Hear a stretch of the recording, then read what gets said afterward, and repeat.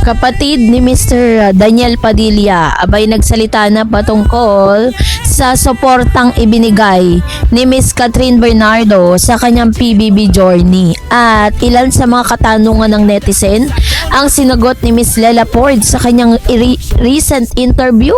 Abay, pag-uusapan natin yan maya-maya lamang. But before that, if you haven't subscribed yet to my YouTube channel, please don't forget to like, share, and subscribe at hit mo na rin ang notification bell for more showbiz updates. Bago tayo of course magpatuloy sa ating updates for today's video, nais ko pong pasalamatan kayo for always watching and trusting this channel. Thank you so much sa inyong laging panonood at palagi ang pagsubaybay sa mga updates po natin. Maraming salamat po. At ngayong araw, ito na, pag-usapan na natin kung saan si Miss Lela Ford ay nagsalita na at nagbigay ng mensahe para kay Miss Catherine Bernardo patungkol sa tahasang sinasabing balita na ito nga pong si Miss Catherine ay naglabas ng pera para po suportahan ang si Miss Lela Ford while she was inside the PBB house. So let's watch this video. Catherine Bernardo sa mga gumastos para manalo ka sa really? Yes, may ganung thoughts. Hindi ko po alam, pero if naglabas po si Ate Catherine, thank you so much. Actually, thank you. Hindi ko po alam yun. So, wala na kayong communication ni Kat ngayon? As of, hindi po. Sobrang busy po na niya, Ate Catherine. So, hindi po kami nakakapag-usap. So yun po yung ilan sa mga sagot at ito yung paglilinaw na ginawa ni Miss Lela Ford at nagbigay din siya ng tahasang mensahe para po kay Miss Catherine, no? Kasi para lang po ibigay sa inyo yung konteksto ng nasabing balita, no? Para at least maintindihan ninyo. Kasi may mga nagsisirculate po kasing mga news patungkol sa bagay na ito. Sinasabi dito na ito daw po or ayon sa ulat, naging laman ng balita ang umano'y paglabas ng pera ni Catherine Bernardo upang suportahan ang pagpasok at pananatili ni Lela Ford sa Pinoy Big Brother. Bagamat walang direktang kumpirmasyon mula sa kampo ni Catherine, kumalat ang espekulasyon na siya ay nagbigay ng tulong pinansyal upang mas mapalakas ang laban ni Lela sa loob ng bahay ni Kuya. Sa gitna ng usap-usapan, hindi nag-atubili na magpahayag ng pasasalamat. Si Miss Lela Ford sa isang mensahe, sinabi niya ang simpleng thank you na agad namang binigyang kahulugan ng publiko bilang pagkilala sa kabutihan ni Catherine. So, mas lalong naging interesante ang issue dahil sa koneksyon ng dalawa. Si Lela Ford ay kapatid ni Mr. Daniel Padilla, ang dating nobyo ni Catherine Bernardo. Dahil dito maraming netizen ang nagtaka bakit susuportahan ni Catherine ang kapatid ng kanyang ex-boyfriend. Sa kabila ng hiwalayan ni Catherine at Daniel, tila nananatili ang respeto at mabuting relasyon sa pagitan ng mga taong konektado sa kanila.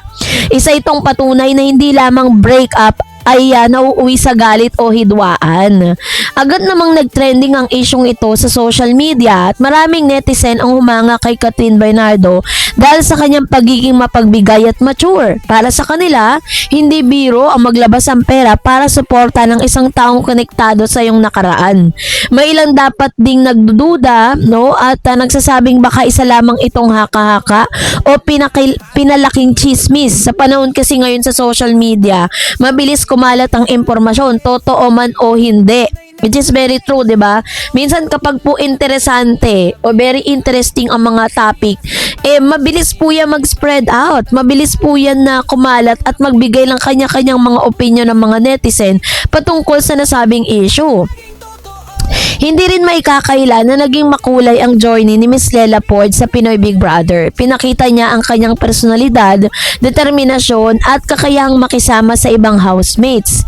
Sa huli, siya ay itinanghal bilang isa sa pinakatagumpay na kalahok at patuloy na pinupuri ng kanyang mga tagahanga. Sa isang hiwalay na ulat, nagpasalamat din siya sa lahat ng mga suporta na sa kanya at itinuring ang kanyang tagumpay bilang simula pa lamang ng kanyang karera. Matagal nang kilala si Catherine Bernardo bilang isa sa pinaka tinatawag na respetadong artista sa industriya kasi bukod sa kanyang talento sa pag-arte, hinahangaan din siya sa kanyang kabaitan at pagiging grounded. Kaya naman, nung kumalat mo yung news na yon that Miss Catherine Bernardo shell out some money to support Miss Lela Ford, kung tutuusin, wala naman din masama, 'di ba? Kasi kung meron man pong isang tao din na nakakakilala kay Lela Ford, si Catherine din yon kasi may nakaraan sila ni Daniel at nakasama rin kung ilang taon si Daniel at si Catherine Bernardo na magkarelasyon. Ganon din yung taon ng relationship bilang magkapatid, no, as sister-in-law ni Lela Ford tsaka si Miss Maggie Ford. So 11 years din yon. Although nagkaroon sila ng hiwalayan, of course na heartbreaks din yung mga kapatid ni Mr. Daniel during those times kasi syempre nagkaroon na sila ng tinatawag na emotional investment sa isa't isa. So whatever happened to them, sila rin ay na heartbreaks, 'di ba? For 11 years nga naman may ate kat sila, 'di ba? And after the heartbreaks, after yung pinakamasakit na balita patungkol kay Catherine at Daniel, sinabi nila na sobrang mamimiss nila si Catherine, 'di ba? So sa akin pananaw, ang isyong ito higit pa sa simpleng showbiz chika, isa itong paalala na ang kabutihan ay hindi dapat nalilimitahan ng personal na relasyon o nakaraan. So dahil po sa mga balitang ito, mas lalo pong umingay ang pangalan ni Catherine kasi well-known naman siya sa pagiging kind, 'di ba? At si Miss Catherine Bernardo kasi yung tipo ng artista or celebrity na kapag siya'y tumutulong, naglalabas siya ng pera, naglalabas siya ng tulong, nag-extend siya ng help, hindi niya po yan ipinapamalita sa publiko. Kumbaga parang sikreto, 'di ba? Kaya nga po nung mga times na parang may mga kailangan ng tulong sa mga provinces, meron lang po nag-leak na mga photos na kung saan meron siyang mga pinamigay na mga tulong doon po sa mga nasalanta.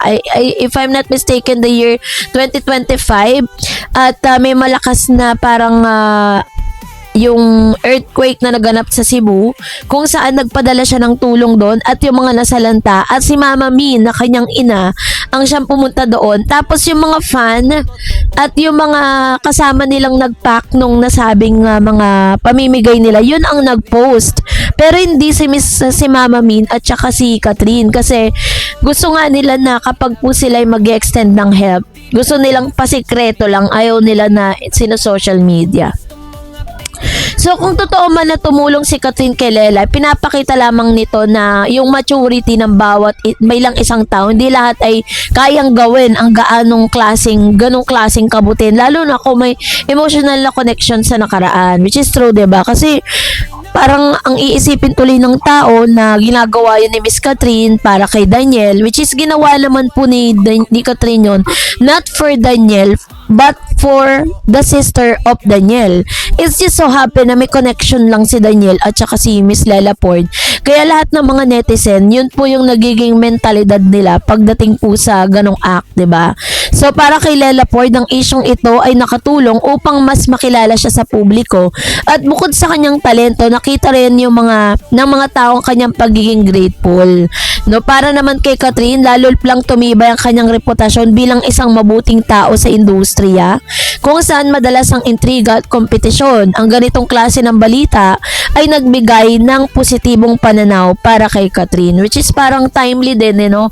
Kasi ang dami pong nambabash ngayon kay Catherine Bernardo dahil po sa pagpili niya doon po sa kanyang di umano'y red flag na boyfriend, no? Yung sinasabi ng mga netizen.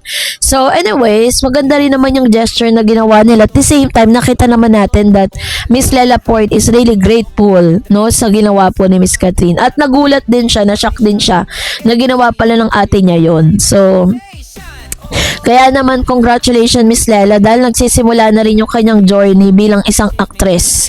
At kabi-kabilaan yung kanyang mga endorsement at the same time yung kanyang mga upcoming projects.